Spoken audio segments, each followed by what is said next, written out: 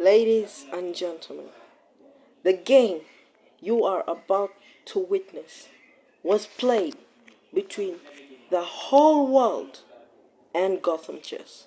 Now, Gotham was playing with the black pieces. I can assume he volunteered to play the black pieces because he plays the Khan, which is his favorite opening. By the whole world, I mean 220,000 players would vote on each move to play as white. So every move that is played as the white piece here was voted on by over 200,000 players, which is crazy. Now the same experiment was done with Magnus. Magnus Carlsen played against the world, but he played against 136,000 players. He did not win, he did not lose, he drew them. So Gotham Chess has well over 50,000 more people. Well over 50,000 more people he has to play against. Will he win the game? Gotham is playing the black pieces, white is playing, and white is the whole world. So let's analyze the game. Now, the whole world opened with e4. So, Gotham Chess, of course, he's gonna reply with the Khan. And that, I think, is the first mistake the entire world did. They know, everyone knows, that Gotham Chess is one of the best Khan players in the whole world.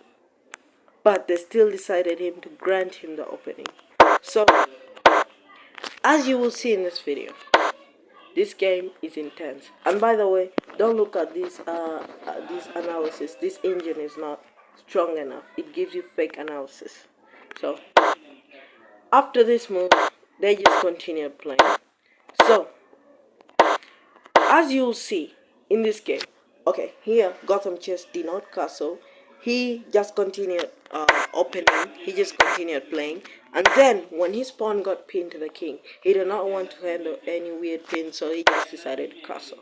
So, as you will see in the rest of this video, every single chance,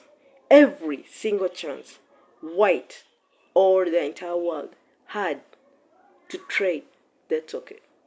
Every single chance the entire world had to trade against one man, they took it. So let's count the trades. 1,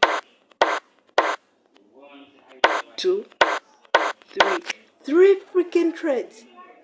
Like the 200,000 people are trading with Gotham Chess. I mean, there must be some great moves they could have played rather than trading. So the world plays this move. And Gotham Chess knows the world is probably, let me say Gotham Chess plays a random move. The world is probably gonna play pawn d5 next. So Gotham Chess plays this move in the night to try to make the world play c5, which is super amazing. Trying to make the world play c5, and it actually works. The world ends up playing c5 instead of the original plan, which was d5. So he baited them. Then after, he just put his knight in a very active square. That is a very nice move by Gotham Chess. And as you see, he plays very many wonderful moves.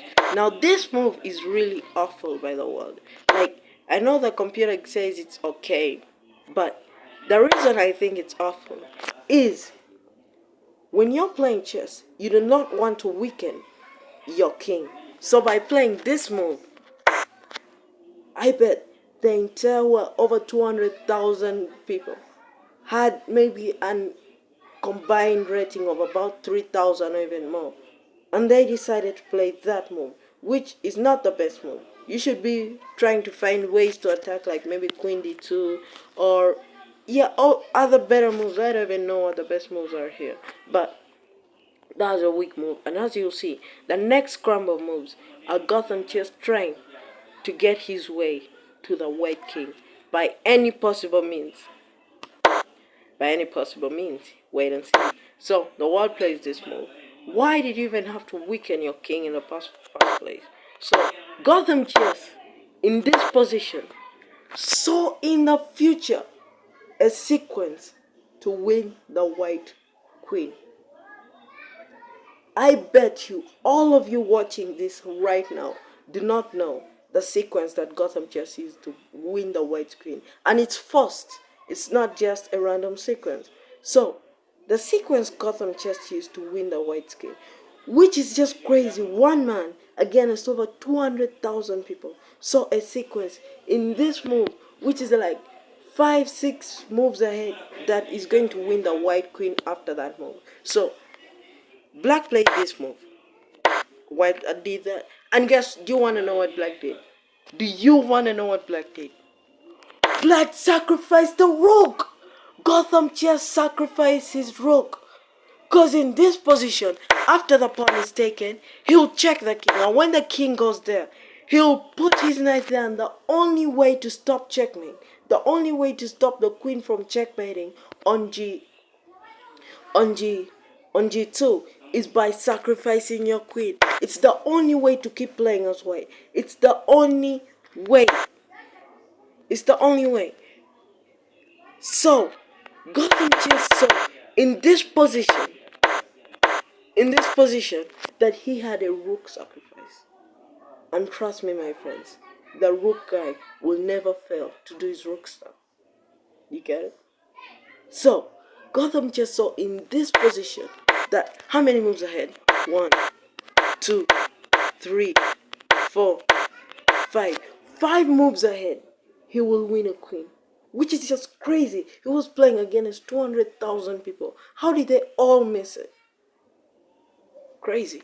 So, then after that move, he saw a way to win the night. He did not just, check and take, because of course the king will come here will protect the knight. He saw this move, which is wonderful. The only way to stop checkmate is by sacrificing your knight. Gotham Chess in this game has made white, the entire world, sacrifice their pieces twice. He only sacrificed his rook, but he ended up making his opponent sacrifice their queen and their knight. And it all started with the opponent freaking weakening their king with this move. And that's why in Gotham Chess videos, I always watch them. He always says, do not weaken your king unless you have a plan long term. Don't just weaken your king going for an attack randomly. Or if you know your opponent is castled right side and you want to attack with the pawns, then castle in the left side. It's as easy as that. So, white playing this move weakened their king, and that led to this wonderful sacrifice. A brilliant move. As I told you, don't follow this engine.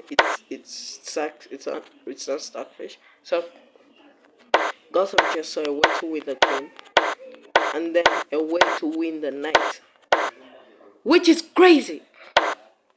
So after winning the knight, the next sequence of moves you're about to see is Gotham Chess trying to isolate the white king from the rest of the rooks, from the rest of the pieces, to checkmate it, which is just bizarre. But how does he do that? Well, he is up a queen, so he's gonna use the freaking queen.